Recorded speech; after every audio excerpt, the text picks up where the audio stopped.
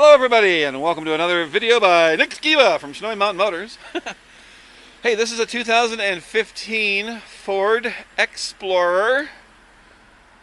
I believe it's a limited. There's a little, that's like about the worst on this thing. Everything else is really nice.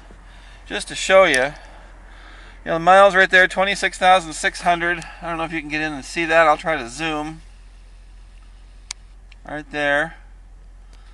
This one has capability for navigation on the touchscreen. It has heated and cooled seats. It has push button start, intelligent access, even a heated steering wheel. Wow, that is awesome. Tires are good on this. It is third row seat. And it has the power flip and fold, which is really a nice feature if your hands are full. Power hatch. Again, it is a limited. These even rotate, which is cool.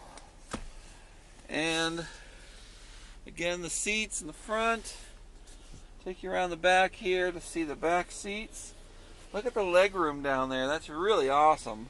You don't get that in some other products of other names that I won't mention. Ford gives you some real leg room for kids. Again, the tires are pretty darn good. I'd say they're about 70%.